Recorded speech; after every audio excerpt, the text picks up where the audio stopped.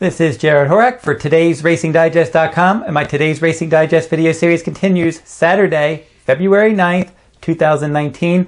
We're going to look at some stakes races from Tampa Bay Downs. It's Sam F. Davis Stakes Day from Tampa Bay Downs. We're going to look at 3 stakes races, and I'm going to give my value win contenders for each of those races. Let's start with the 8th race from Tampa Bay Downs, the Grade 3 Tampa Bay Stakes.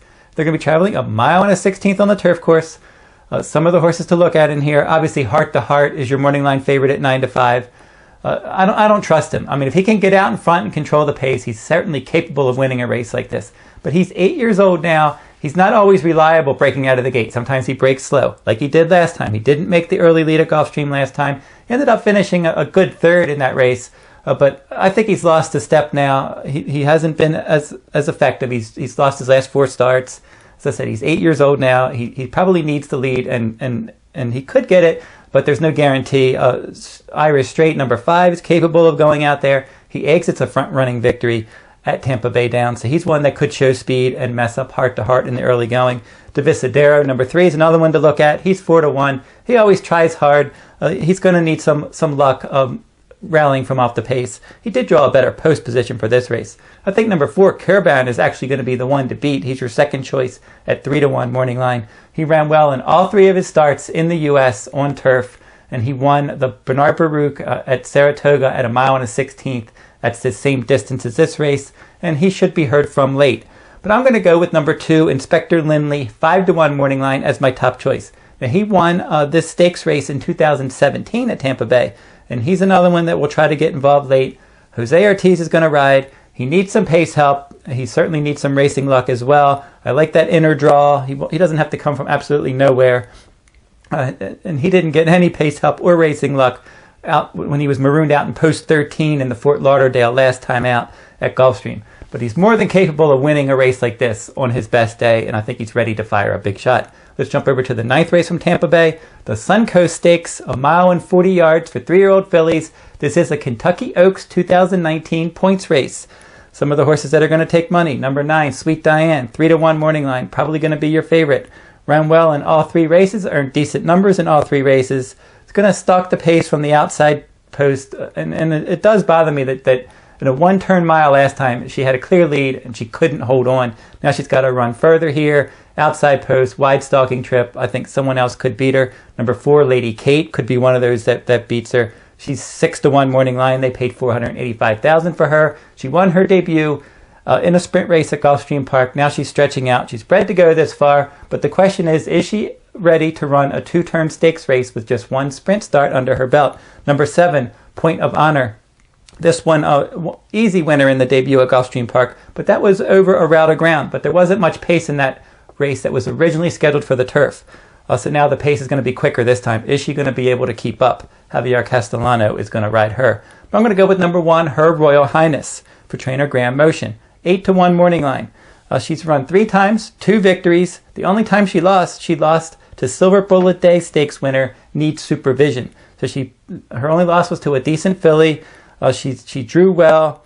She's one that she does project a ground-saving stalking trip in here, so everything's going the right way for her. She did earn an improved 84 fire number, 95 CPR, and a 117 final rating at a mile and a 16th at Laurel on January 6th. So that was a nice effort. The fire number for today's Racing Digest, speed throughout a race, the CPR, comprehensive performance rating, which takes into account pace, final time, and closing fraction. She's improving, good post. Nice odds. Let's jump over to the 11th race from Tampa Bay. That's the big one for this card. The Grade 3 Sam F. Davis Stakes, a mile and a 16th on the main track. Your morning line favorites, number 3, Knicks Go. I've never been a huge fan of this horse. He ended up 70-1 upset in the Breeders' Futurity when he went wire to wire and controlled the pace. Then he was 40-1 when he finished 2nd in the Breeders' Cup Juvenile. Last time probably didn't handle the sloppy track in the Kentucky Jockey Club Stakes. But he's popped with, odds were huge. He's run huge races, but he's going to be the favorite in here. There's other speed. First start off of a layoff. I'm going to try to beat him in this race. Some others to look at. Number 10, Still Dreaming at 15-1 is interesting, coming in from Maryland for Graham Motion. Wish he drew a better post, but he did improve second time out, breaking his maiden at Laurel, and he's bred to go this far. Number 1, Counter Offer, should save all the ground, should get some pace help. He's 12-1. Number 4, Cave Run, stretches out in his 3rd lifetime start. Showed nice ability on a wet track in his debut. And I got this race down to 2 horses. Number 8, So Alive, was one that I considered my top choice, but I ended up making him my 2nd choice. He's 5-1 morning line. He stretched out to 2 turns last time out on a fast track for the first time at Tampa Bay, adding blinkers. He looked good winning that one for trainer Todd Pletcher. And he's drilled a bullet workout for this, and Javier Castellano is going to ride, and he's going to get pace help, and he looks like a solid threat. He probably will be bet down a bit just because his trainer is Todd Pletcher, and his horses typically take money, especially in stakes races. I'm going to go with number 6, Kentucky Wildcat, 9-2 morning line. He's made nice progress in all 3 of his starts, and all 3 of those starts were in New York. He broke his maiden in a 1-mile race last time out at Aqueduct on December 1st. 3 runners from that race were next out winners, and he also earned an improved 101 fire number, a 157 CPR, 149 final rating, and he closed his last fraction in 31 seconds. So he can finish up if he can handle this 2-turn distance off of a layoff. He's interesting. He's lightly raced. He comes out of a productive race. He earns a nice route pedigree. He's got the right running style with this fast pace expected. So Kentucky Wildcat will be my top choice. So let's recap my 3 top choices in the Tampa Bay Stakes. Race 8, I'm going with Inspector Lindley. And Inspector Lindley has earned triple-digit fire numbers in 5 of his last 10 starts. I'm going with number 1, Her Royal Highness in Tampa Bay Race 9, the Suncoast Stakes. Good post, lightly raced filly, back-to-back victories. And then number 11, Tampa Bay Race 11, I'm going with number 6, Kentucky Wildcat, as my top choice in that one. If you like this video, give me a thumbs up, subscribe to my YouTube channel, make some comments in the comment section. Who do you like in these stakes races on the Sam F. Davis Stakes Day at Tampa Bay? If you want the Tampa Bay Digest for February 9th, 2019, you can find that at today'sracingdigest.com. Just the basic sheets that give you the speed figures, past performances, etc.